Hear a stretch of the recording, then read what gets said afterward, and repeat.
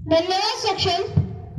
आजचे काही सामान्य ज्ञानाचे प्रश्न विचारण्यासाठी मी ईश्वरी, दिया आणि लावण्याला पुढे बोलवतो.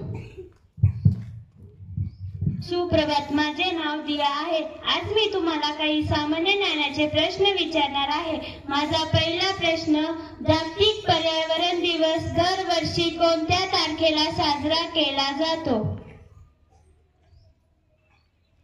उत्तर, जागतिक पर्यावरण दिवस दरवर्षी 5 जून या तारखेला साजरा केला जातो.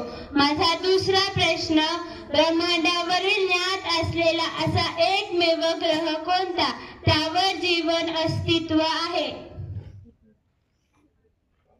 उत्तर, ब्रह्मांडावरील ज्ञात असलेला असा एकमेव ग्रह पृथ्वी आहे, ज्यावर जीवन अस्तित्व आहे. माझा तिसरा प्रश्न, जगामधील सर्वात जास्त पाऊस पडणारे ठिकाण कोणते?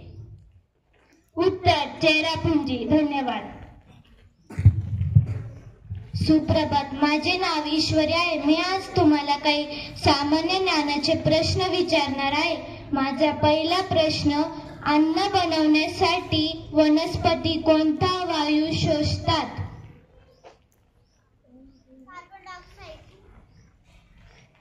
बरोबर उत्तर, अन्न बनवण्यासाठी वनस्पती कार्बन डायऑक्साइड हा वायू शोषतात. माझा दुसरा प्रश्न, सूर्यात हानिकारकामधील वायूचा थर कोणते संरक्षण करतो? बरोबर उत्तर, सूर्याच्या हानिकारक वायूचा थर ओझोन वायू हा संरक्षण करतो. माझा तिसरा प्रश्न, जगामधील सर्वात जास्त प्रदूषित देश कोणता आहे? उत्तर, जगामधील सर्वात जास्त प्रदूषित देश बांगलादेश आहे. धन्यवाद.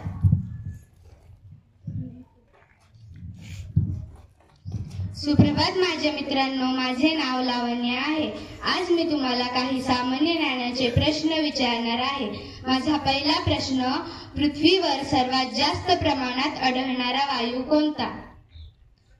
मी माझा प्रश्न पुन्हा विचारते. पृथ्वीवर सर्वात जास्त प्रमाणात आढळणारा वायू कोणता? उत्तर, नायट्रोजन. माझा दुसरा प्रश्न, हवामानाच्या अभ्यासाला काय म्हणतात?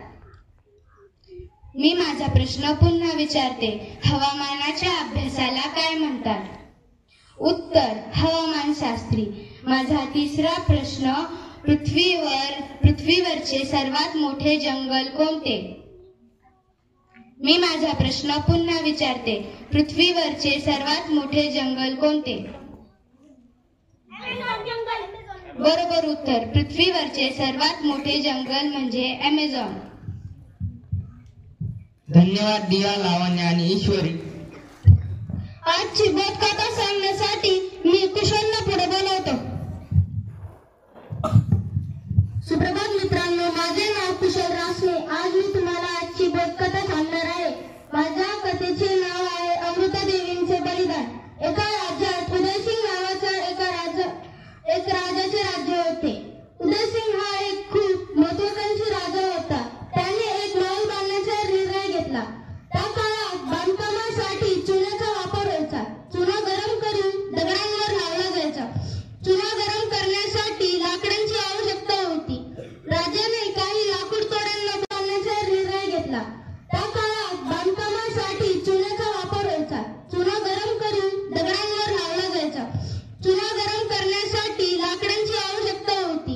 राजाने काही लाकूड तोड्यांना बोलावले आणि शेजारच्या जंगलातून लाकडे तोडून आणायला सांगितले. लाकूड तोडे जंगलात जाऊन लाकडे तोडायला सुरुवात करणार तेवढ्यात एक महिला तिथे आल्या. त्यांचे नाव अमृतादेवी होते. त्या म्हणाल्या की तुम्ही हे झाडे का तोडत आहात? हे झाडे आम्हाला आमच्या मुलांसारखी आहे. लाकूड तोड्यांनी त्यांचे ऐकले नाही. लाकूड तोडे झाडे तोडतच होते. हे पाहून त्यांना खूप दुःख झाले. त्या एका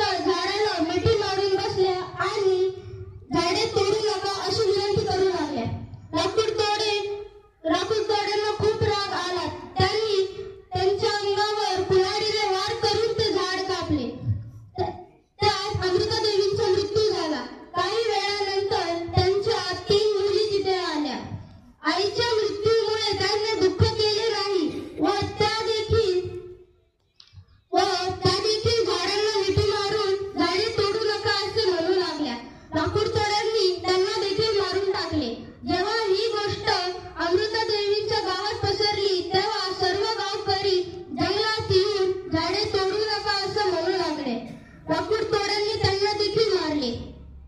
त्यांनी जवळपास 400 लोकांना मारून टाकले. ही गोष्ट जेव्हा राजाला कळली, राजाने लगेच त्या लाकूड तोड्यांना बोलावले आणि त्यांना शिक्षा दिली. त्या जंगलाला त्यांनी सुरक्षित केले व झाडे तोडण्यास सक्त मनाई करून टाकली. अशा